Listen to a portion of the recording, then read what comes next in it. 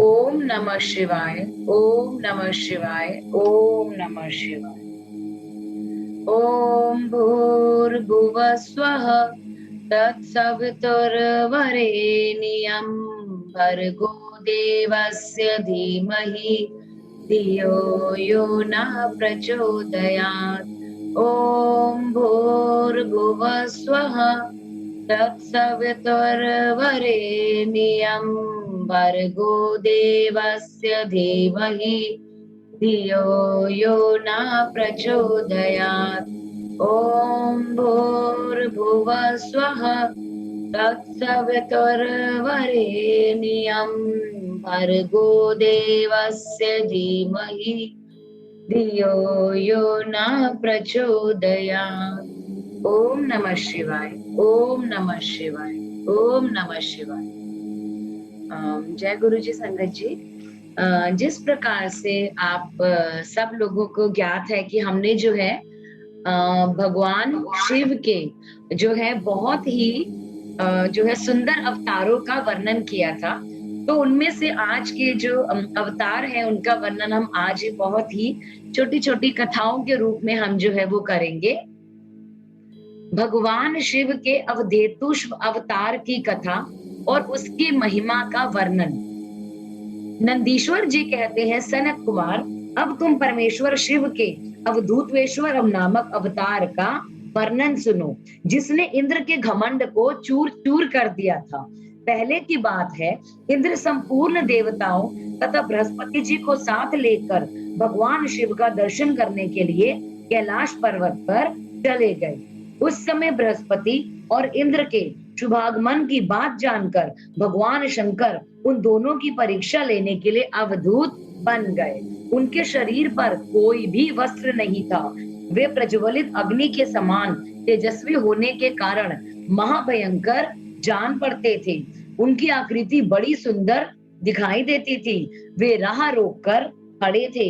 बृहस्पति और इंद्र ने शिव के पास जाते समय देखा कि एक अद्भुत शरीरवाधारी पुरुष रास्ते के बीच में खड़ा है। इंद्र को अपने अधिकार पर बड़ा ही गर्व था, इसलिए वे यह जान न सके कि वो साक्षात भगवान शंकर है। उन्होंने मार्ग में खड़े हुए पुरुष से पूछा, तुम कौन हो? इस नग्न अवधूत वेश में तुम कहां से आए हो? तुम्हारा नाम क्या है? भगवान शिव अपने स्थान पर हैं या इस समय कहीं अन्यत्र गए हैं?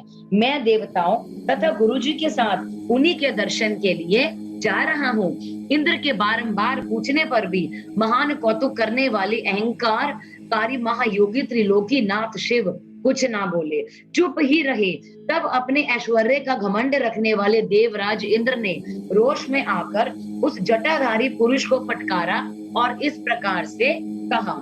इंद्र बोले, अरे मूढ़ दुर्मते, तू बार बार पूछने पर भी उत्तर नहीं देता, अतः तुझे वज्र से मारता हूँ। देखूं कौन तेरी रक्षा करने आएगा।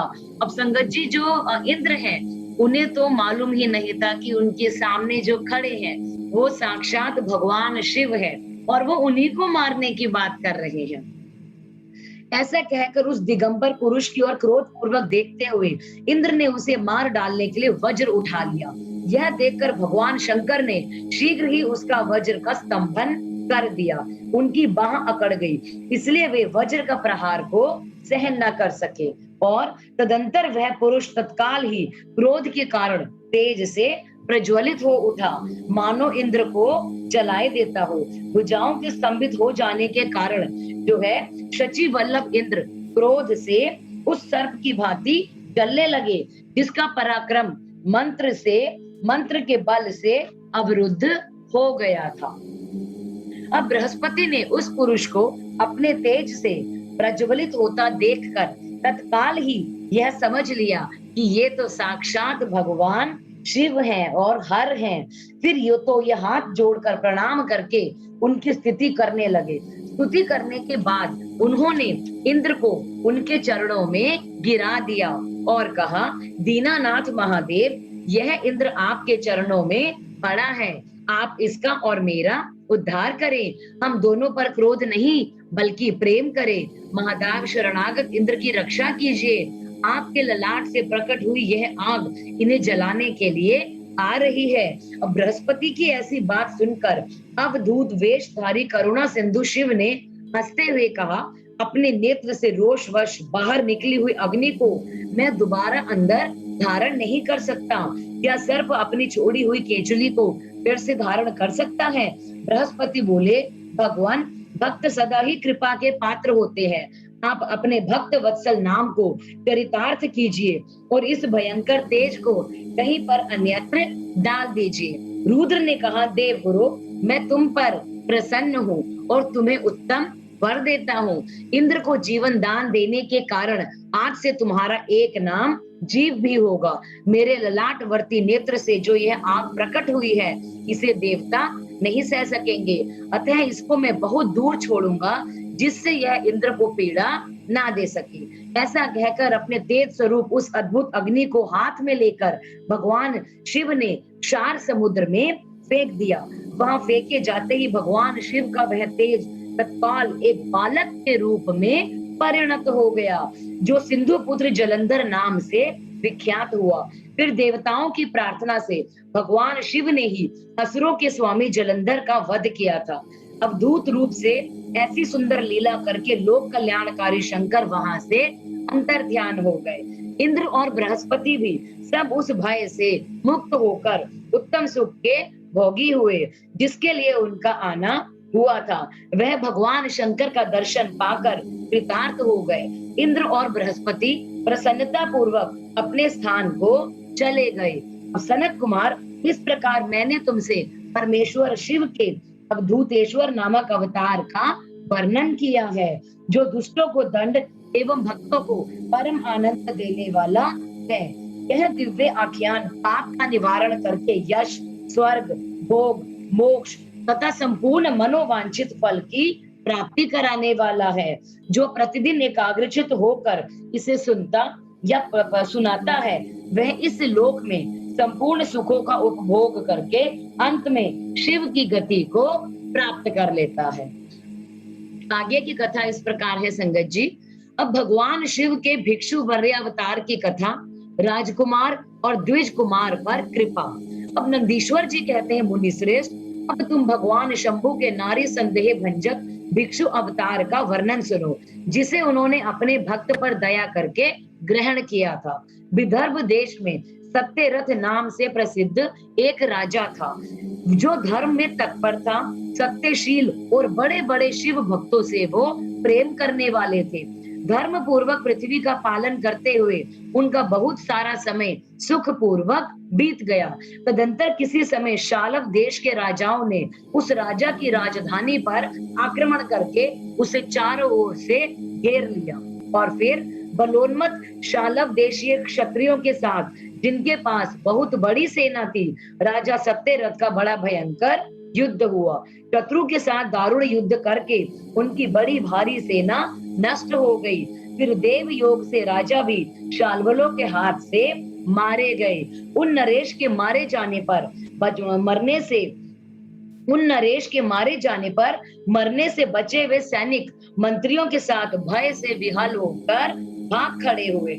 मुने, उस समय विदर्भ राज सत्यरथ की महारानी शत्रुओं से घिरी होने पर भी कोई प्रयत्न करके रात के समय अपने नगर से बाहर निकली और वो गर्भवती थी। अतः शोक से संतप्त होकर भगवान शंकर के चरणार विंदों का चिंतन करते हुए वो धीरे धीरे पूर्व दिशा की ओर बहुत दूर चली गई और सरोवर के तट पर आकर वे सुकुमारी रानी एक छायादार वृक्ष के नीचे बैठ गई।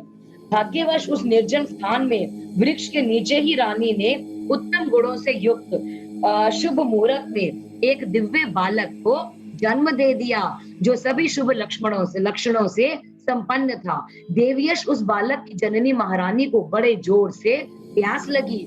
तब वे पानी पीने के लिए उस सरोवर में उतरी। इतने में ही एक बड़े भारी ग्रह ने आकर रानी को अपना शिकार बना लिया। वो बालक पैदा होते ही माता पिता के बिना हो गया और भूख प्यास से पीड़ित होकर उस तालाब के किनारे जोर जोर से रोने लगा। इतने में ही उस पर कृपा करके भगवान महेश्वर वहां पर आ गए और उस शिशु की रक्षा करने लगे। उन्हीं की प्रेरणा से एक ब्राह्मणी अकस्मात वहां पर आ गई। वो विधवा थी, घर घर भीख मांगकर जीवन निर्वाह करती थी और अपने 1 वर्ष के बच्चे को गोद में लेकर उस तालाब के तट पर पहुंची थी। उसने एक अनाथ शिशु को वहां पर रोते हुए देखा। निर्जन वन में उस बालक को देखकर ब्राह्मणी को बड़ी हैरानी हुई और वो मन ही मन विचार करने लगी, अहो, यह मुझे इस समय बड़े आश्चर्य की बात दिखाई देती है कि यह नया जन्मा शिशु जिसकी नाल भी अभी तक नहीं कटी है, पृथ्वी पर पड़ा हुआ है। उसकी माँ भी नहीं है, पिता यदि दूसरे कोई सहायक भी यहाँ पर दिखाई नहीं देते। क्या कारण हो गया? ना जाने यह किसका पुत्र है। इसे जानने वाला यहाँ कोई भी नहीं है जिससे इसके जन्म के विषय में पूछे। इसे देखकर मेरे हृदय में करुणा उत्पन्न हो गई। मैं इस बालक का अपने औरस पुत्र की भांति पालन पोषण करना चाहती हूँ, परंतु इसके कुल और जन्म आदि का ज्ञान न होने के कारण मैं इसे कैसे छूऊं? ब्राह्मणी जब इस प्रकार विचार कर रही थी, तब इस समय भक्त वत्सल भगवान शंकर ने बड़ी कृपा की।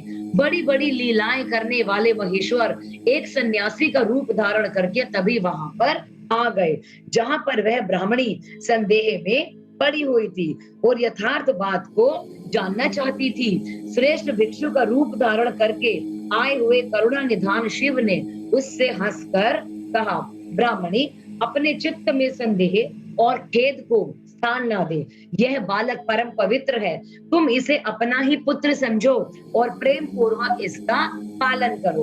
अब ब्राह्मणी बोली, प्रभु, आप मेरे भाग्य से यहाँ पर पधारे हैं। इसमें कोई शक नहीं है कि आपकी आज्ञा से इस बालक का अपने पुत्र की भांति पालन पोषण करूंगी। तथापि मैं विशेष रूप से यह जानना चाहती हूँ कि वास्तव में यह कौन है, किसका पुत्र है और आप कौन है जो इस समय यहाँ पधारे हैं। भिक्षुवर, मेरे मन में बार बार यह बात आती है कि आप करुणा सिंधु शिव ही हैं और यह बालक पूर्व जन्म में आपका भक्त रहा है। किसी कर्म दोष से यह इस दुर्वस्था में पड़ चुका है। इसे भोग कर ये दोबारा आपके कृपा से परम कल्याण का भागी हो जाएगा। मैं भी आपकी माया से मोहित होकर मार्ग भूलकर यहाँ पर आ गई हूँ। आपने ही इसके पालन के लिए मुझे यहाँ पर भेजा है। भिक्षु प्रवर शिव ने कहा, ब्राह्मणी सुनो, यह बालक शिव भक्त विदर्भ राज सत्यरथ का पुत्र है। सत्यरथ को शाल्व देशीय क्षत्रियों ने युद्ध में मार डाला है। उसकी पत्नी अत्यंत व्यग्र हो रात में जल्दी से अपने महल से भाग गई। उन्होंने यहाँ पर आकर इस बच्चे को जन्म दिया।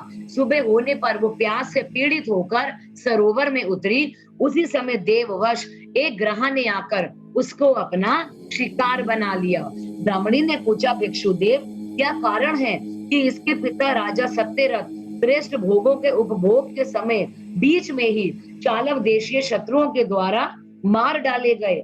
किस कारण से इस शिशु की माता को ग्रह ने खा लिया और यह शिशु जो जन्म से ही अनाथ और बंधुहीन हो गया है, इसका क्या कारण है?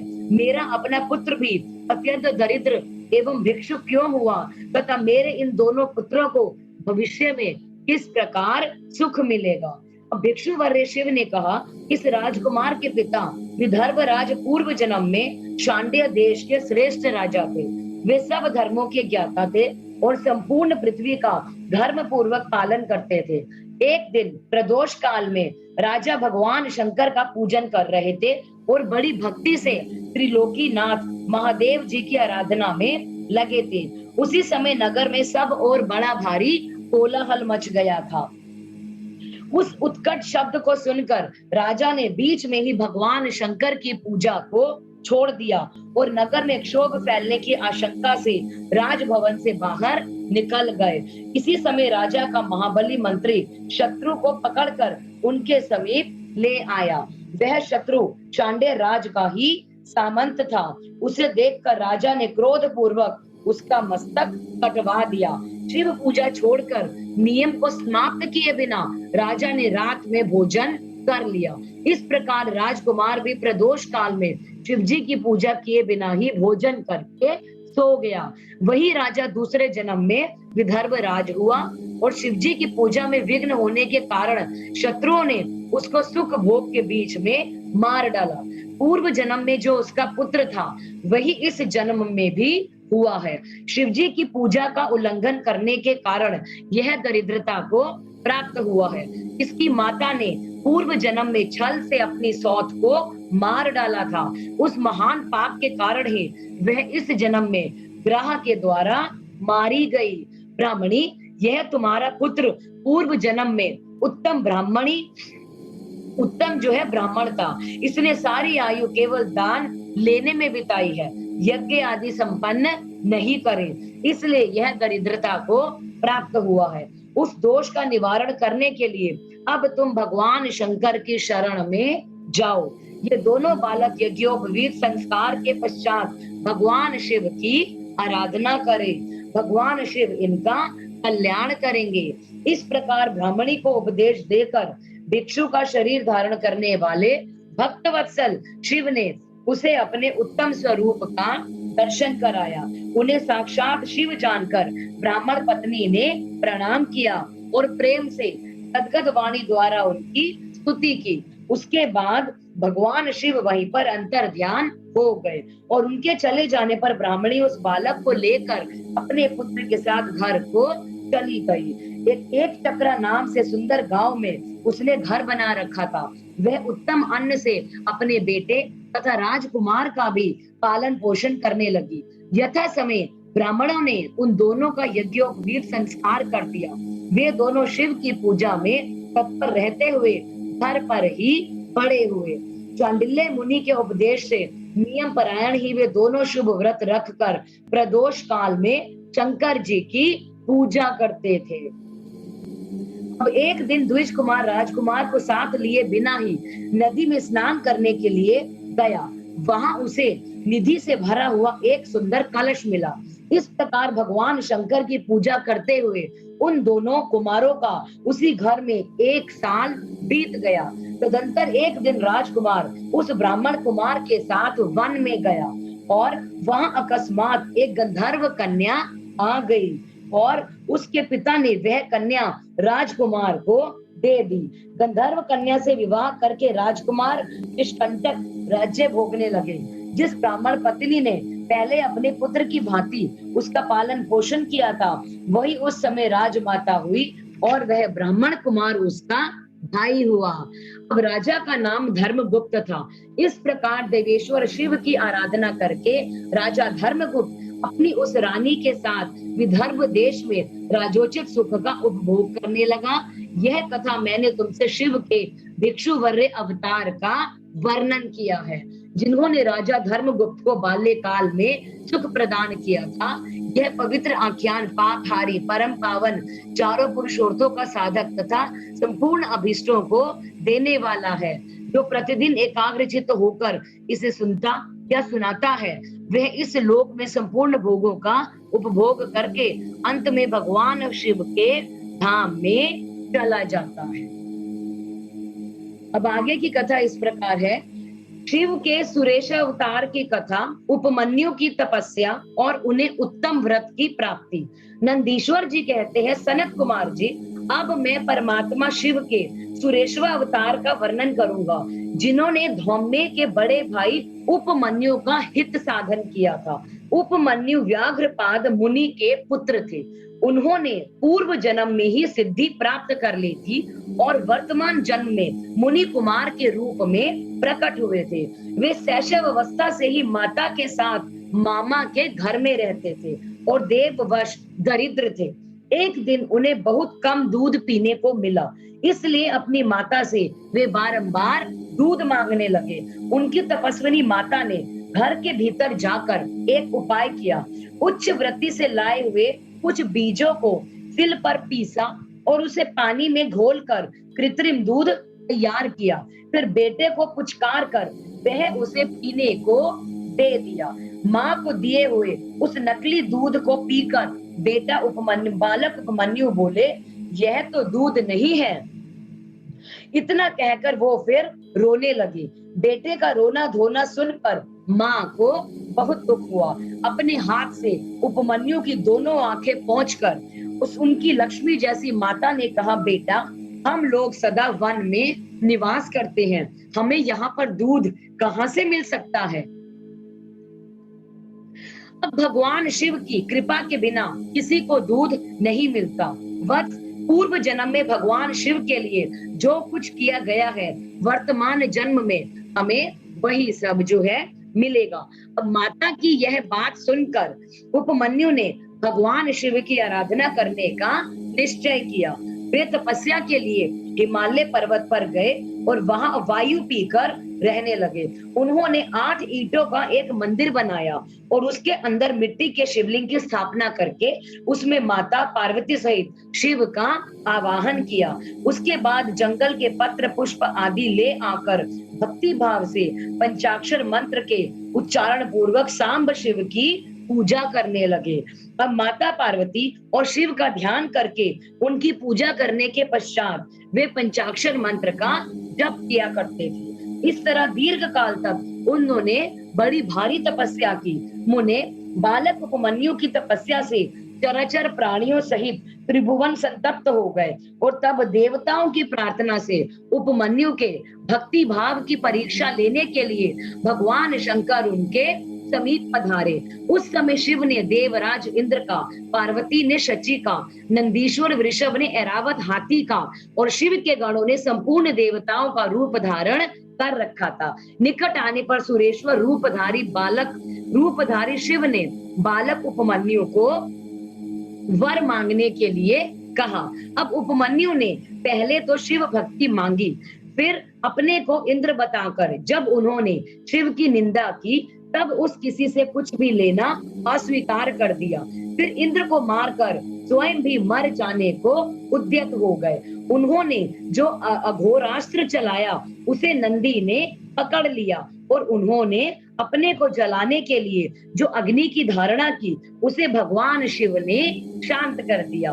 फिर वे सब के सब अपने यथार्थ स्वरूप में प्रकट हो गए। शिव ने उपमन्यु को अपना पुत्र माना और उनका मस्तक सूंघ कर कहा, वत्स, मैं तुम्हारा पिता और ये पार्वती देवी तुम्हारी माता है। तुम्हें आज से सनातन कुमारत्व प्राप्त होगा। मैं तुम्हारे लिए दूध, दही और मधु के सहस्त्रों समुद्र देता हूँ। भक्ष्य भोज्य आदि पदार्थों के भी समुद्र तुम्हारे लिए सुलभ होंगे। मैं तुम्हें अमरत्व तथा अपने गणों का अधिपत्य प्रदान करता हूँ। ऐसा कहकर शंभु ने उपमन्यु को बहुत से दिव्य वर दिए। पाशुपात व्रत, पाशुपात ज्ञान, व्रत योग का उपदेश किया, प्रवचन की शक्ति दी और अपना परम पद अर्पित किया। फिर दोनों हाथों से उपमन्यु को हृदय से लगाकर उनका मस्तक सूंघा और देवी पार्वती को सौंपते हुए कहा, ये तुम्हारा बेटा है। पार्वती ने भी बड़े प्यार से उसे मस्तक पर अपना कर कमल रखा और उन्हें अक्षय कुमार पद प्रदान किया। शिव ने संतुष्ट होकर उनके लिए पिंडीभूत एवं अविनाशी साकार क्षीर सागर प्रस्तुत कर दिया। साथ ही योग संबंधी ऐश्वर्य, नित्य संतोष, अक्षय ब्रह्म विद्या तथा उत्तम समृद्धि प्रदान करी। उनके कुल और गोत्र के अक्षय होने का वरदान दिया और यह भी कहा है कि मैं तुम्हारे इस आश्रम पर नित्य निवास करूंगा। इतना कहकर भगवान शिव अंतर ध्यान हो गए और उपमन्यु वर पाकर प्रसन्नता पूर्वक घर आए। उन्होंने माता से जब बातें कही सुनकर माता को बड़ी हैरानी हुई। उपमन्यु सबके पूजनीय और अधिक सुखी हो गए। साथ इस प्रकार मैंने तुम्हें परमेश्वर शिव के सुरेश्वर अवतार का वर्णन किया है। यह अवतार सत्पुरुषों को सदा ही सुख देने वाला है। सुरेश्वर अवतार की यह कथा पाप को दूर करने वाली तथा संपूर्ण मनोवांछित फलों को देने वाली है। जो इसे भक्ति पूर्वक सुनता या सुनाता है वह संपूर्ण सुखों को भोग कर अंत में भगवान शिव को जो है प्राप्त हो जाता है। आगे की कथा इस प्रकार है। शिवजी के किरातावतार के प्रसंग में श्री कृष्ण द्वारा दैत्य वन में दुर्वासा के शाप से पांडवों की रक्षा, व्यास जी का अर्जुन को शक्र विद्या, पार्थिव पूजन की विधि बताकर तप के लिए सम्मति देना, अर्जुन का इंद्रकील पर्वत पर तप, इंद्र का आगमन और अर्जुन को वरदान, अर्जुन का शिवजी के उद्देश्य से पुनः तप में प्रवृत्त होना। तदंतर पार्वती के विवाह प्रसंग में लगे हुए जटिल नर्तक और द्विज अवतारों की फिर अश्वत्थामा अवतार की बात कहकर नंदीश्वर जी आगे कहते हैं, बुद्धिमान सनत कुमार जी, अब तुम पिनाकधारी भगवान शिव के किरात नामक अवतार का वर्णन सुनो। उस अवतार में उन्होंने मूक नामक दैत्य का वध किया और प्रसन्न होकर अर्जुन को वर प्रदान किया था। जब सुयोधन ने महाबली पांडवों को जुए में जीत लिया, तब वे सती साध्वी द्रौपदी के साथ द्वैत वन में चले आए। वहां वे पांडव सूर्य द्वारा दी गई बटलोई का आश्रय लेकर सुख पूर्वक अपना समय बिताने लगे। प्रियवर, उसी समय सुयोधन ने आदर पूर्वक मुनिवर दुर्वासा को छल करने के प्रयोजन से पांडवों के निकट जाने के लिए प्रेरित करा। तब महर्षि दुर्वासा अपने 10,000 शिष्यों को लेकर आनंद पूर्वक वहां पर गए और पांडवों से मनोकूल भोजन की याचना की। तब उन सभी पांडवों ने उनकी प्रार्थना को स्वीकार करके दुर्वासा आदि तपस्वी मुनियों को स्नान करने के लिए भेजा। अब मुनीश्वर, इधर अन्न भाव के कारण वे सभी पांडव बड़े संकट में पड़ गए, क्योंकि संगत जी वो लोग तो बेचारे खुद ही संन्यास पर थे, तो उनको तो एक प्रकार से 13 जो साल का है जो है वो मिला था वनवास, तो वो खुद ही जो है अन्न के लिए जूझ रहे थे। और उधर से दुर्वासा के जो साथ में जो संगी थे उनके, वो 10,000 अपने संगियों को लेकर वहां पर पहुंच गए और अन्न अभाव के कारण वे सभी पांडव बड़ी संकट में पड़ गए और वो मन ही मन प्राण त्याग देने का विचार करने लग गए। जब द्रौपदी ने श्री कृष्ण को याद किया तो वो तुरंत ही वहां पर आ पहुंचे और शाप के पत्ते का भोग लगाकर उन सभी तपस्वियों को तृप्त कर दिया। फिर तो महर्षि दुर्वासा अपने शिष्यों को तृप्त हुआ जानकर वहां से चलते बने। इस प्रकार श्री कृष्ण की कृपा से उस समय पांडव संकट से मुक्त हो गए थे। अब तदंतर भगवान श्री कृष्ण ने पांडवों को शिव जी की आराधना करने की सम्मति दी। फिर व्यास जी ने आकर उन्हें शंकर के समाराधन का आदेश देते हुए कहा कि शिव जी संपूर्ण दुखों का विनाश करने वाले हैं।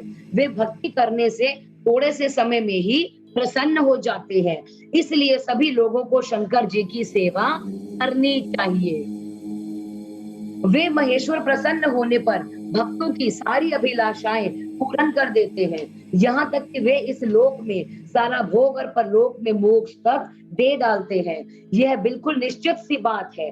इसलिए भुक्ति मुक्ति रूपी फल की कामना वाले मनुष्यों के सदा शंभु की सेवा करनी चाहिए, क्योंकि भगवान शंकर साक्षात परम पुरुष, दुष्टों के सहायक और संहारक और सत्पुरुषों के आश्रय स्वरूप हैं। अब जब अर्जुन पहले दृढ़ता पूर्वक शक्र विद्या का जप करें, तब इंद्र पहले परीक्षा लेंगे, पीछे संतुष्ट हो जाएंगे और प्रसन्न होने पर वे हमेशा विघ्नों का नाश करके रहेंगे और फिर शिवजी का श्रेष्ठ मंत्र प्रदान करेंगे।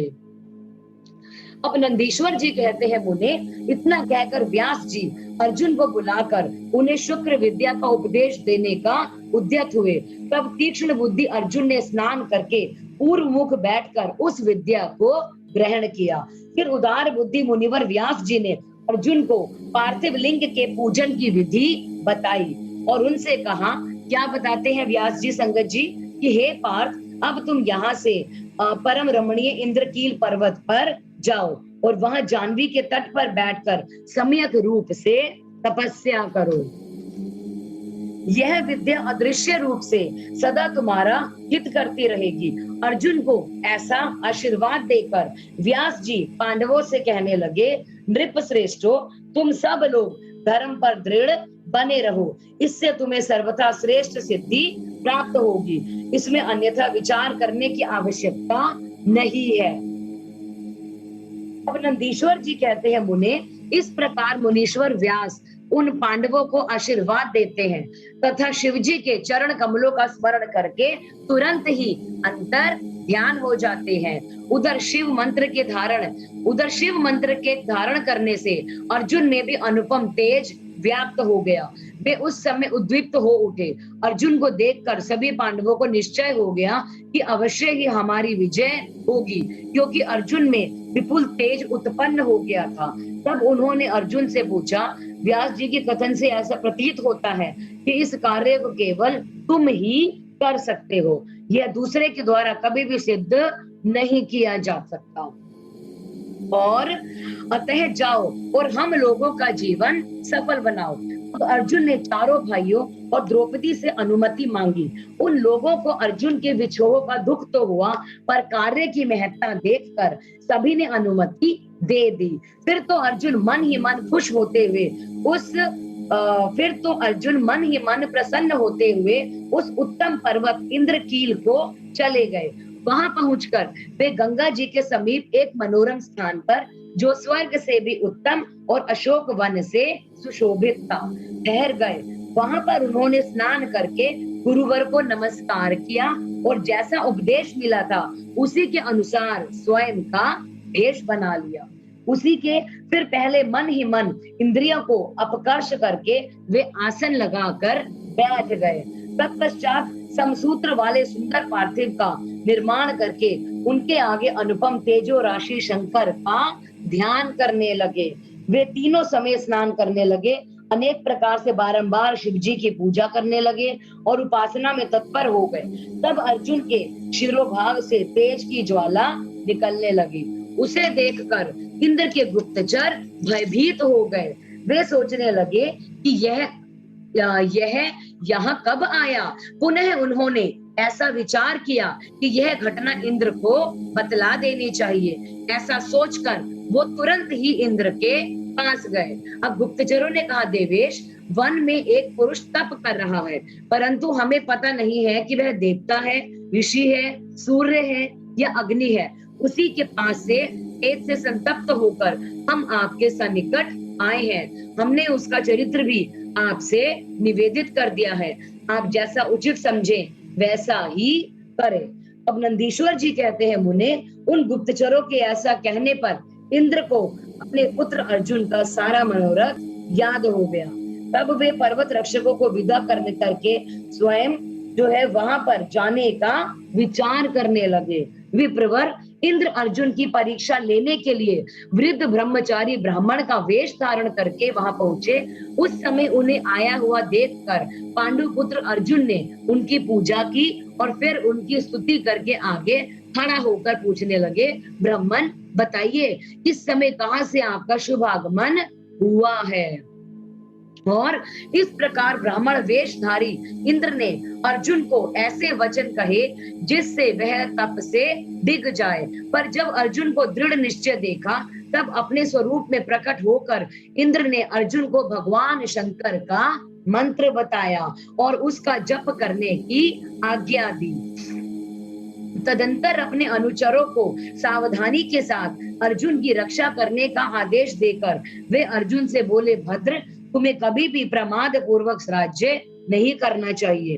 परम तप यह विद्या तुम्हारे लिए जो है श्रेयस्कर होगी। साधक को सर्वथा ऐसे धारण जो है किए रहना चाहिए। रक्षक तो भगवान शिव है ना, वे संपत्तियां और फल दोनों में जो है समान रूप से देंगे, इसमें तनिक भी जो है संशय नहीं है। अब नंदीश्वर जी क्या कहते हैं संगत जी। अब नंदीश्वर जी कहते हैं, मुने, इस प्रकार अर्जुन को वरदान देकर देवराज इंद्र शिव जी के चरण कमलों का स्मरण करते हुए अपने भक्तों को लौट गए। तब महावीर अर्जुन ने भी सुरेश्वर को प्रणाम किया और फिर वे मन को वश में करके इंद्र के उपदेशों के अनुसार शिव जी के उद्देश्य से तपस्या करने लग गए। किरातावतार के प्रसंगों में मूक नामक दैत्य का शूक रूप धारण करके अर्जुन के पास जाना, शिवजी का किरात वेश में प्रकट होना और अर्जुन तथा किरात वेशधारी शिव द्वारा उस दैत्य का वध। नंदीश्वर जी कहते हैं, मुने, तदंतर अर्जुन व्यास जी के उपदेशों के अनुसार विधि पूर्वक स्नान तथा न्यास आदि करके परम भक्ति के साथ शिव जी का जो है ध्यान करने लगे। उस समय वे एक श्रेष्ठ मुनि की भांति एक ही पैर पर बैल पर खड़े होकर सूर्य की ओर एकाग्र दृष्टि करके खड़े खड़े मंत्र बीज जप रहे थे। इस प्रकार वह परम प्रेम पूर्वक मन ही मन शिव जी का जो है स्मरण करके शंभु के सर्वोत्कृष्ट पंचाक्षर मंत्र का जप करते हुए घोर तप करने लगे। और उस तपस्या का ऐसा उत्कृष्ट तेज प्रकट हुआ जिससे देवगण विस्मित हो गए। दोबारा से वो शिव जी के पास गए और सम्माहित चित्त से क्या बोलते हैं शिव जी को? देवताओं ने कहा, सर्वेश, एक मनुष्य आपके लिए तपस्या में निरत है। प्रभु, यह व्यक्ति जो चाहता है उसे आप क्यों नहीं देते?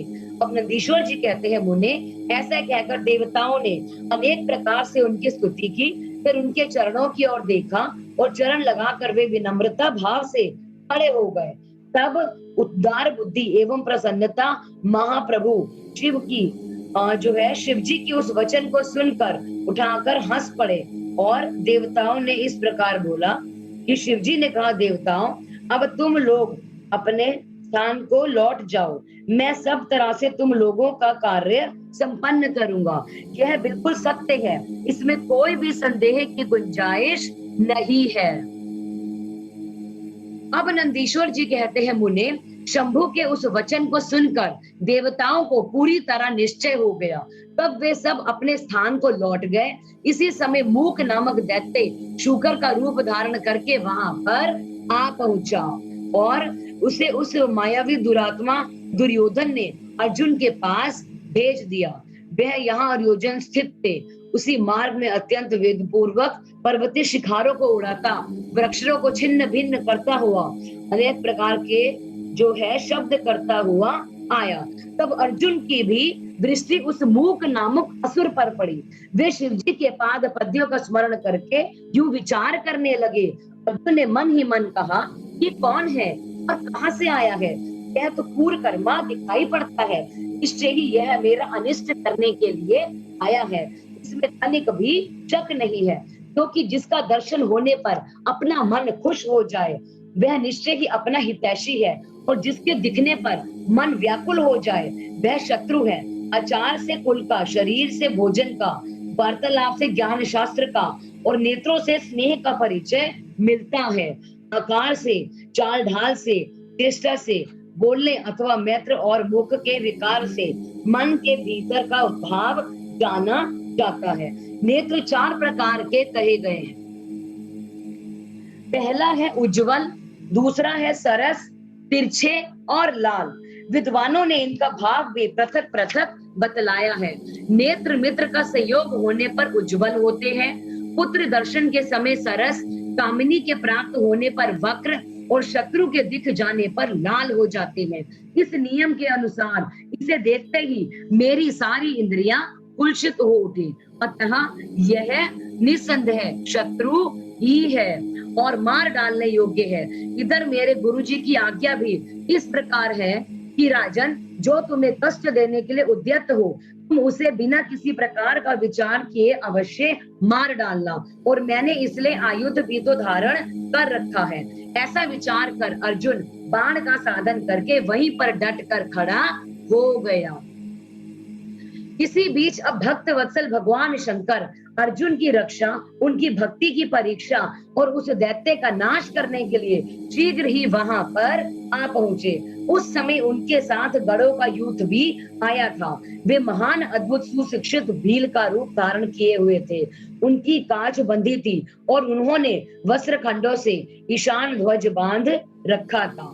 पीठ पर ब्राह्मणों से भरा हुआ कर्कश बांधा था और वे स्वयं धनुष बाणधारी थे। उनका गढ़ यूथ भी वैसा ही साज सज्जा से युक्त था और इस प्रकार शिव भिल्ल राज बने हुए थे। वे सेना अध्यक्ष होकर तरह तरह के शब्द कहते हुए आगे बढ़े। इतने में सुअर की गुरगुराहट का शब्द चारों दिशाओं में गूंज उठा। इन शब्द से पर्वत आदि सभी देवता जड़ पदार्थ झन्ना उठे।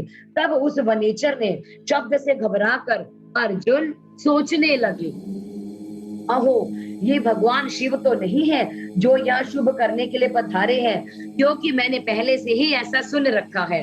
पुनः श्री कृष्ण और व्यास जी ने ऐसा ही कहा है तथा देवताओं ने भी बारंबार याद करके ऐसी ही घोषणा की थी कि शिव जी कल्याण करता या सुखदाता है। वे मुक्ति प्रदान करने के कारण मुक्तिदाता कहे गए हैं। उनका नाम संस्मरण करने से मनुष्यों का निश्चय ही कल्याण होता है, और जो लोग सर्व भाव से उनका भजन करते हैं उन्हें सपने में भी दुख का दर्शन नहीं होता। यदि कदाचित कुछ दिख भी जाता है तो कर्म जनित समझना चाहिए, सो भी बहुत सी आशंका होने पर भी थोड़ा होता है, अथवा उसे विशेष रूप से प्रारब्ध का ही दोष मानना चाहिए, और अथवा कभी कभी भगवान शंकर अपनी इच्छा से थोड़ा सा अधिक दुख भुगता कर फिर निसंदेह उसको दूर कर देता है। वो विष को अमृत और अमृत को विष बना देता है। क्यों? जैसी उनकी इच्छा थी वैसा ही करना। भला उन समर्थ को कौन मना कर सकता है? अन्य प्राचीन भक्ति को भी ऐसी ही धारणा है। अतः भावी भक्तों को सदा इसी विचार पर अपने मंत्र को स्थिर रखना चाहिए। आगे की कथा है कि लक्ष्मी रहे वह चली जाए, मृत्यु आंखों के सामने ही क्यों ना उपस्थित हो जाए, लोग निंदा करे या प्रशंसा, परंतु शिव भक्ति से दुखों का विनाश होता ही है। शंकर अपने भक्तों को, चाहे वो पापी हो पुण्य आत्मा, सदा सुख देते हो। यदि कभी वे परीक्षा के लिए भक्त को कष्ट में डाल देते हैं तो अंत में दयालु स्वभाव होने के कारण वे ही उनके सुखदाता भी होते हैं। अब फिर तो वह भक्त उसी प्रकार निर्मल हो जाता है जैसे आग में तपाया हुआ सोना शुद्ध हो जाता है। इसी तरह की बातें पहले मैंने भी मुनियों के मुख से सुन रखी हैं, अतः मैं शिव जी का भजन करके उसी से उत्तम सुख प्राप्त करूंगा। अर्जुन ऐसा विचार कर ही रहे थे कि तब तक बाण का लक्ष्य भूत वह सुअर वहां पर संगत जी आ पहुंचा। उधर शिव जी भी उस सुअर के पीछे हुए दिखाई पड़े। उस समय उन दोनों के मध्य वह शुकर अद्भुत शिखर सा दिख रहा था, उसकी बड़ी महिमा भी कही गई है। तब भक्त वत्सल भगवान शंकर अर्जुन की रक्षा के लिए बड़े वेग से आगे बढ़े। उसी समय उन दोनों ने उस शुक्र पर बाण चला दिया। शिव जी के बाण का लक्ष्य उसका पुच्छ भाग था और अर्जुन के उसके मुख का अपना निशाना बनाना था। शिव जी का बाण उसके पीछे भाग से प्रवेश करके मुंह के रास्ते से निकल गया और शीघ्र ही भूमि में विलीन हो गया, तथा अर्जुन का बाण उसके पीछे भाग से निकलकर बगल में ही गिर पड़ा। तब वह शुकर रूपधारी दैत्य उसी क्षण भरकर भूतल पर गिर पड़ा। उस समय देवताओं को महान हर्ष प्राप्त हुआ। उन्होंने पहले तो जय जयकार करते हुए जो है पुष्पों की वृष्टि की, फिर वे बारंबार नमस्कार करके स्तुति करने लगे। उस समय उन दोनों ने दैत्य के उस क्रूर रूप की दृष्टिपात किया। उसे देखकर शिव जी का मन संतुष्ट हो गया और अर्जुन को महान सुख प्राप्त हुआ। उसके बाद अर्जुन मन ही मन विशेष रूप से सुख का अनुभव करते हुए कहने लगे, अहो यह श्रेष्ठ दैत्य परम अद्भुत रूप धारण करके मुझे मारने के लिए आया था, परंतु शिव जी ने ही मेरी रक्षा की है। निस्संदेह उस परमेश्वर ने भी आज इसे मारने के लिए मेरी बुद्धि को प्रेरित किया है। ऐसा विचार कर अर्जुन ने शिव नामंस कीर्तन किया और फिर बारंबार उनके चरणों में प्रणाम करके उनकी स्तुति की। अब अर्जुन और शिव दूत का वार्तालाप, किरात वेशधारी शिव जी के साथ अर्जुन का युद्ध, पहचानने पर अर्जुन द्वारा शिव स्तुति, शिव जी का अर्जुन को वर देकर अंतर ध्यान होना और अर्जुन का आश्रम पर लौटकर भाइयों से मिलना, श्री कृष्ण का उनसे मिलने के लिए वहां पर पधारना। अब नंदीश्वर जी कहते हैं, महाज्ञानी सनत कुमार जी, अब परमात्मा शिव ही उस लीला का श्रवण करो जो भक्त वत्सलता से युक्त तथा उनकी दृढ़ता से भरी हुई है। तदंतर शिवजी ने उस बाण को लाने के लिए तुरंत ही अपने अनुचर को भेजा। उधर अर्जुन भी उसी निमित्त वहां पर आ गए। इस प्रकार एक ही समय में रुद्रानुचर तथा अर्जुन दोनों बाण उठाने के लिए वहां पर पहुंच गए। तब अर्जुन ने उसे डरा धमकाकर अपना बाण उठा लिया। यह देखकर उस अनुचर ने कहा, ऋषि सत्तम, आप क्यों इस बाण को ले रहे हैं? यह हमारा सहायक है, इसे छोड़ दीजिए। भिल्लराज के उस अनुचर द्वारा जो कहे जाने पर मुनि श्रेष्ठ अर्जुन ने शंकर जी का स्मरण करके इस प्रकार कहा। अब अर्जुन बोले, वनेचर, तू बड़ा मूर्ख है, तू बिना सोचे समझे क्या बक रहा है? इस बाण को तो मैंने अभी अभी तोड़ा है, फिर ये तेरा कैसे है? इसकी धारियां तथा पिछों पर मेरा नाम अंकित है, फिर यह तेरा कैसे हो गया? ठीक है, तेरा कुटिल स्वभाव छूटना कठिन है। अब नंदीश्वर जी कहते हैं, मुने, अर्जुन का ऐसा कथन सुनकर भिल्ल रूपी गणेश्वर को हंसी आ गई। तब वह ऋषि रूप में वर्तमान अर्जुन को उत्तर देते हुए बोले, रे तापस, सुन, जान पड़ता है तू तपस्या नहीं कर रहा है, केवल तेरा वेश ही तपस्वी का है, क्योंकि सच्चा तपस्वी छल कपट नहीं करता।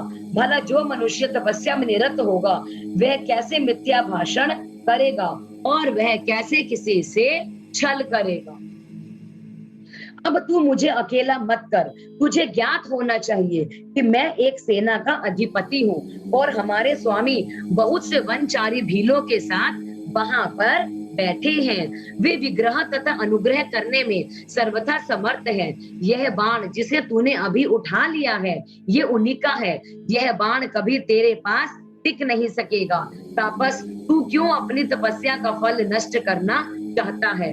मैंने तो ऐसा सुन रखा है कि चोरी करने से, छल पूर्वक किसी को कष्ट पहुंचाने से, विस्मय करने से तथा सत्य का त्याग करने से प्राणी का तप क्षीण हो जाता है। यह बिल्कुल सत्य है। ऐसी दशा में तुझे अब तप का फल कैसे प्राप्त होगा?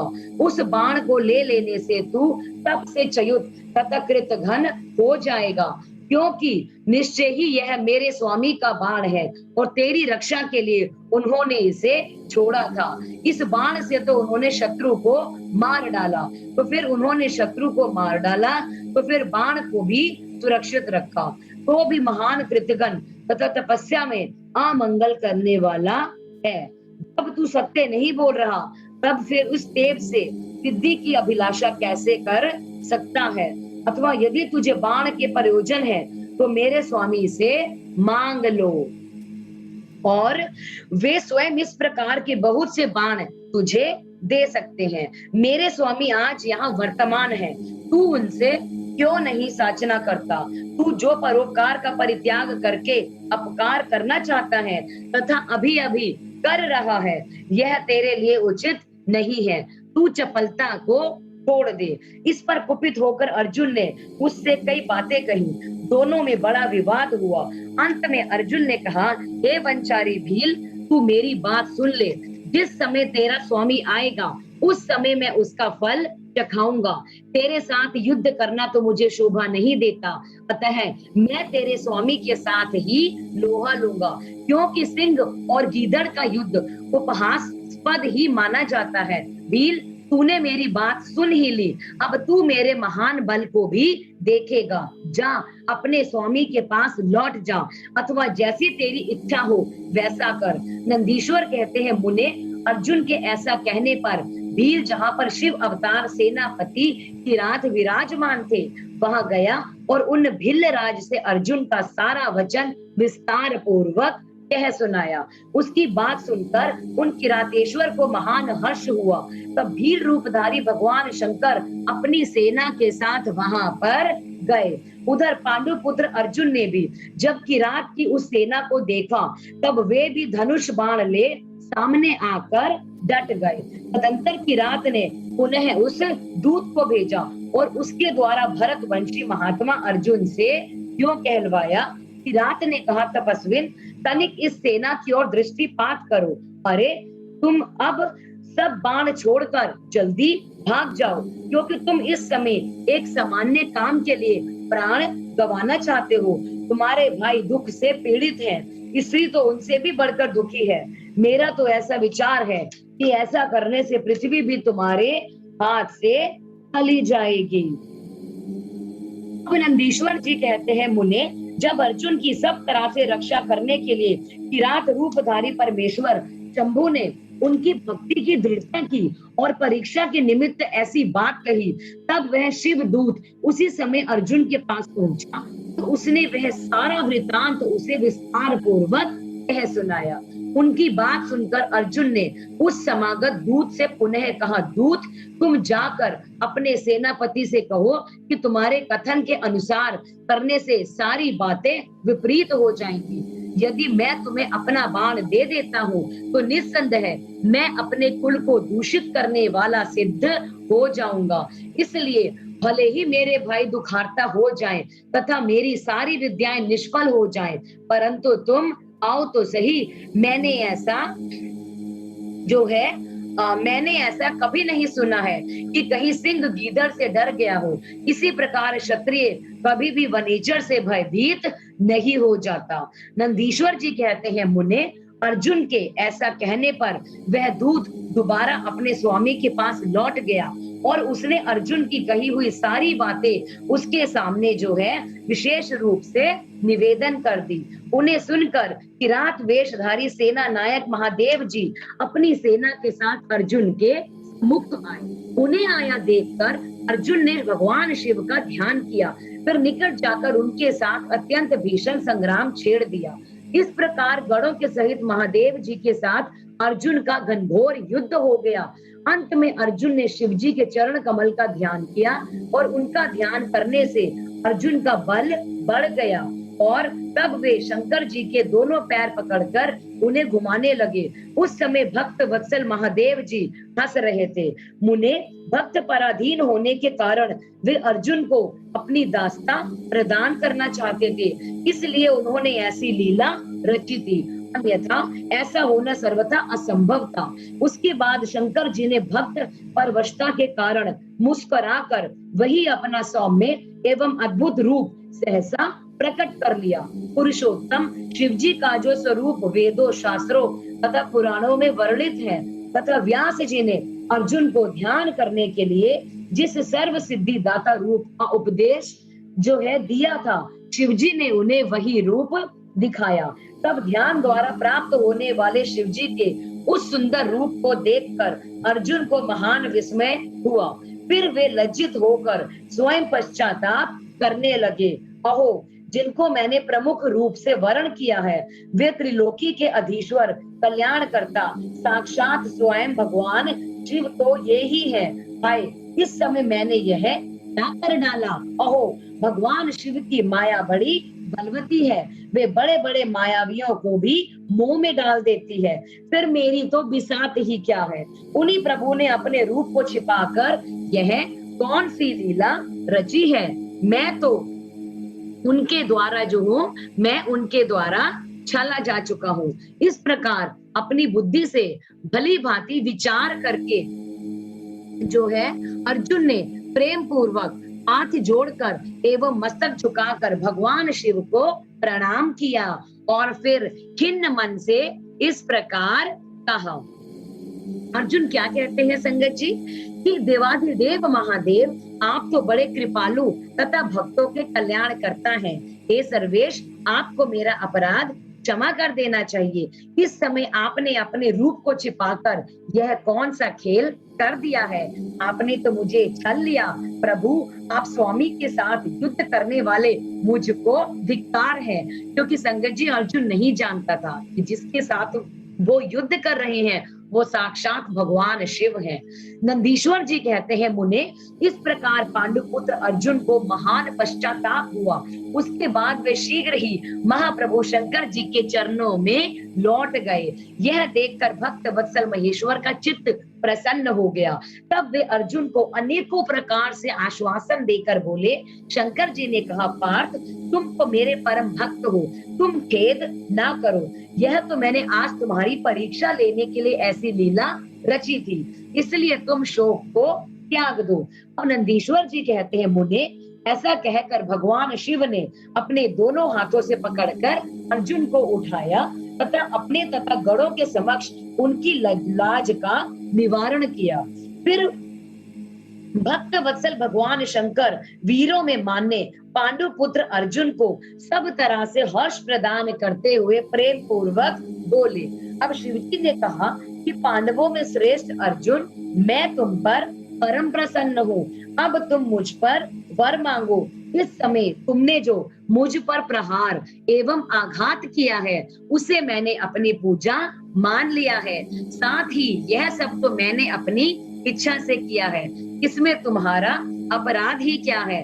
अतः तुम्हारी जो लालसा है उसे तुम मांग लो, क्योंकि मेरे पास कोई भी ऐसी वस्तु नहीं है जो तुम्हारे लिए अदेय हो। यह जो कुछ हुआ है वह शत्रुओं में तुम्हारे यश और राज्य की स्थापना करने के लिए अच्छा ही हुआ है। तुम्हें इसका दुख नहीं मानना चाहिए।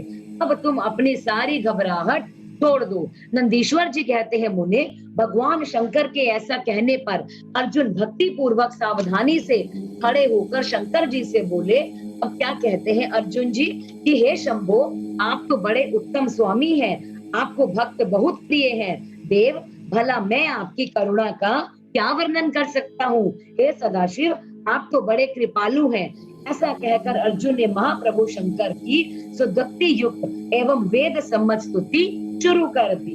अर्जुन बोले, अब देवाधिदेव महादेव को नमस्कार है, कैलाशवासिन आपको प्रणाम है, सदाशिव आपको अभिवादन है, पंचमुख परमेश्वर आपको मैं सिर झुकाता हूँ। आप जटाधारी तथा 3 नेत्रों से विभूषित हैं, आपको नमस्कार है। आप प्रसन्न रूप वाले तथा सहस्त्र मुखों से युक्त हैं, आपको प्रणाम है। नीलकंठ, आपको मेरा नमस्कार प्राप्त हो। मैं सद्योजात को अभिवादन करता हूँ। वामांक में गिरिजा को धारण करने वाले वृषभ ध्वज, आपको प्रणाम है। 10 भुजाधारी आप परमात्मा को पुनः पुनः अभिवादन है। आपके हाथों में डमरू और कपाल शोभा पाते हैं तथा आप मुंडों की माला धारण करते हैं, आपको नमस्कार है। आपका श्री विग्रह जो है शुद्ध स्फटिक तथा निर्मल कपूर के समान गौर वर्ण का है। हाथ में पिनाक सुशोभित है तथा आपका उत्तम त्रिशूल धारण किए हुए हैं, आपको प्रणाम है। हे गंगाधर, आप व्याघ्र चर्म का उत्तरीय तथा गर्ज चर्म का वस्त्र लपेटने वाले हैं। आपके अंगों में नाग लिपटे रहते हैं, आपको बारंबार अभिवादन है। सुंदर लाल लाल चरणों वाले आपको नमस्कार है। नंदी आदि गण द्वारा सेवित आप गणनायक को प्रणाम है। इस प्रकार जो संगत जी अर्जुन है अलग अलग तरीके से भगवान का स्तवन कर रहे हैं। जो गणेश स्वरूप है, कार्तिकेय जिनके अनुगामी है, जो भक्तों को भक्ति मुक्ति प्रदान करने वाले हैं, उन आपको पुनः पुनः नमस्कार है। आप निर्गुण सगुण रूप रहित रूपवान कला युक्त तथा निष्कल हैं, आपको मैं बारंबार सिर झुकाता हूँ। जिन्होंने मुझ पर अनुग्रह करने के लिए किरात वेश धारण किया है, तो वीरों के साथ युद्ध करने के प्रेमी तथा नाना प्रकार की लीलाएं करने वाले हैं, उन महेश्वर को प्रणाम है। जगत में जो कुछ भी रूप दृष्टि गोचर हो रहा है वह सब आपका ही तेज कहा गया है। आप चिद्रूप हैं और आप अनवन्य भेद से त्रिलोकी में रमण कर रहे हैं। जैसे धूली कणों की आकाश में उदय हुई तारकाओं की तथा बरसते हुए जल की बूंदों की गणना नहीं की जा सकती है, उसी प्रकार आपके गुणों की संख्या नहीं है। नाथ, आपके गुणों की गणना करने में तो वेद भी समर्थ नहीं है। मैं तो एक मंद बुद्धि व्यक्ति हूँ, फिर मैं उनका वर्णन किस प्रकार कर सकता हूँ। हे महेशान, आप जो कोई भी हो, आपको मेरा नमस्कार है। महेश्वर, आप मेरे स्वामी हैं, मैं आपका दास हूँ, अतः आपको मुझ पर कृपा करनी चाहिए। अब नंदीश्वर जी कहते हैं, मुने, अर्जुन द्वारा किए गए इस स्तवन को सुनकर भगवान शंकर का मन खुश हो गया। तब वे हंसते हुए अर्जुन से बोले। शंकर जी ने कहा, वत्स, अब अधिक कहने से क्या लाभ। अब तुम मेरी बात सुनो और अपना अभीष्ट वर मांग लो। इस समय तुम जो भी कहोगे वह सब मैं तुम्हें प्रदान कर दूंगा। नंदीश्वर जी कहते हैं, महर्षि, शंकर जी के ऐसा कहने पर अर्जुन ने हाथ जोड़कर नतमस्तक होकर सदा शिव को प्रणाम किया। फिर प्रेम पूर्वक गदगद वाणी में कहना आरंभ कर दिया। अब अर्जुन ने कहा, हे विभो, आप तो स्वयं ही अंतर्यामी रूप से सबके अंदर विराजमान हैं, अतः घट घट को जानने वाले हैं। ऐसी दशा में मैं क्या करूं? मैं जो कुछ कहता हूँ उसे आप सुनिए। भगवान, मुझ पर शत्रुओं द्वारा जो संकट आ पड़ा है वह तो आपके दर्शन से ही विनष्ट हो गया है। अब जिस प्रकार आप इस लोक की परासिद्धि प्राप्त हो सके वैसी कृपा आप कीजिए। अब नंदीश्वर जी कहते हैं, मुने, इतना कहकर अर्जुन ने भक्त वत्सल भगवान शंकर को नमस्कार किया। फिर वे हाथ जोड़कर मस्तक झुकाए हुए उनके निकट खड़े हो गए। जब स्वामी शिव जी को यह ज्ञात हो गया कि यह पांडु पुत्र अर्जुन मेरा अनन्य भक्त है, तब वे भी परम प्रसन्न हो गए। फिर उन महेश्वर ने अपने पाशुपात नामक अस्त्र को, जो सर्वथा समस्त प्राणियों के लिए दुर्जय है, अर्जुन को दे दिया और इस प्रकार कहा। शिवजी बोले, वत्स, मैंने तुम्हें अपना महान अस्त्र दे दिया है। इसे धारण करने से अब तुम समस्त शत्रुओं के लिए अजय हो जाओगे। जाओ, विजय लाभ करो। साथ ही मैं श्री कृष्ण से भी कहूंगा कि वे तुम्हारी सहायता करेंगे, क्योंकि श्री कृष्ण मेरे आत्म स्वरूप भक्त और मेरा कार्य करने वाले हैं। भारत, मेरे प्रभाव से तुम निष्कंटक राज्य भोगो और अपने भाई युधिष्ठिर से सर्वदा नाना प्रकार के धर्म कार्य कराते रहो। अब नंदीश्वर जी कहते हैं कि यो कहकर शंकर जी ने अर्जुन के माथे पर अपना कर कमल रख दिया और अर्जुन द्वारा पूजित हो वे शीघ्र ही अंतर्ध्यान हो गए। इस प्रकार भगवान शंकर से वरदान और अस्त्र पाकर जो अर्जुन का मन है वो प्रसन्न हो गया। तब वे अपने मुख्य गुरु शिव का भक्ति पूर्वक स्मरण करते हुए अपने आश्रम को लौट गए। वहां पर अर्जुन से मिलकर सभी भाइयों को ऐसा आनंद प्राप्त हुआ मानो मृतक शरीर में प्राण का संचार हो गया हो। उत्तम व्रत का पालन करने वाले द्रौपदी को अत्यंत सुख मिला। जब उन पांडवों को यह ज्ञात हुआ कि शिवजी परम संतुष्ट हो गए हैं, तब उनके हर्ष का पार नहीं रहा। उन्हें उस संपूर्ण वृतांत के सुनने से तृप्ति भी नहीं होती है। उस समय उस आश्रम में महामनस्वी पांडवों का भला करने के लिए चंदन युक्त पुष्पों की वृष्टि होने लगी। तब उन्होंने हर्ष पूर्वक संपत्ति दाता तथा कल्याणकर्ता शिव को नमस्कार किया और 13 वर्ष की अवधि को समाप्त हुई जानकर यह निश्चय किया कि अवश्य ही हमारी विजय होगी। इसी अवसर पर जब श्री कृष्ण को पता चला कि अर्जुन लौट कर आ गए हैं, तब यह समाचार सुनकर उन्हें बड़ा सुख मिला।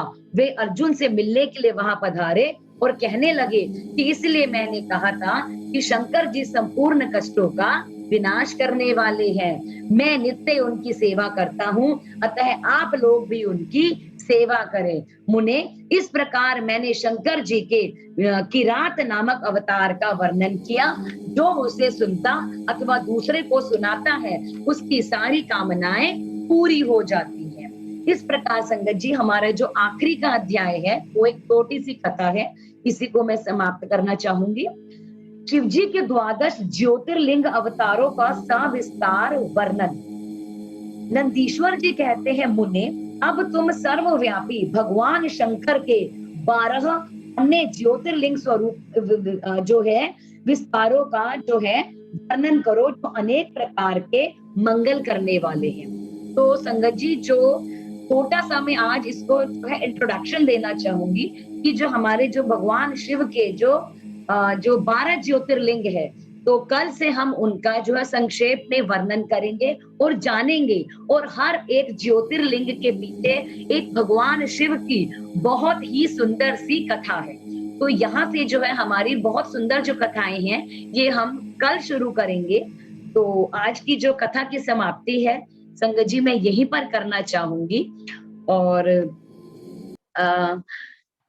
आप लोगों से एक रिक्वेस्ट है कि जो ज्योतिर्लिंग की कथा है, मैं जानती हूँ कि हम में से बहुत कम व्यक्ति ऐसे हैं जो ज्योतिर्लिंग पर जो है गए हैं। तो मैं उम्मीद करती हूँ कि हम लोग वहां गए तो नहीं है, लेकिन इन कथाओं को सुनकर हम ऐसा जो है अपनी आत्मा को उसके बारे में जानकर शुद्ध कर सकते हैं और उनके बारे में जानकर हम ऐसा फील कर सकते हैं कि हम वाकई ही ऐसी जगह पर भगवान की होकर आए हैं। क्योंकि यदि हम अगर सच्ची श्रद्धा से इनके बारे में पढ़ेंगे, तो हम वास्तव में ही अपने आप को उस स्थान पर पाते हैं। तो इसलिए इन ज्योतिर्लिंगों का जो वर्णन है मैं कल आरंभ करूंगी। आज के लिए मैं आप सब लोगों से आज्ञा चाहूंगी और सबसे पहले तो भगवान का बहुत-बहुत शुक्राना, जिन्होंने हमें इस महापुराण को पढ़ने का सौभाग्य दिया और त्रुटियों के लिए जो गलतियां हैं, उनके लिए मैं भगवान से और आप सब से क्षमा प्रार्थी हूँ। इस प्रकार से जो है संगत जी कथा की जो एंडिंग हम ओम की चैंटिंग के साथ ही करते हैं। तो आप सब लोगों से रिक्वेस्ट है कि ओम की चैंटिंग करेंगे।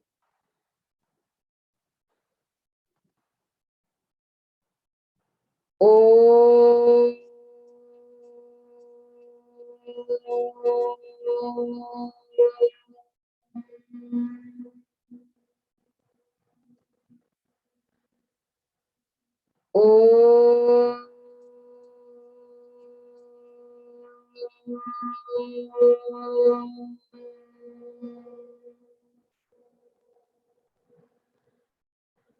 ओम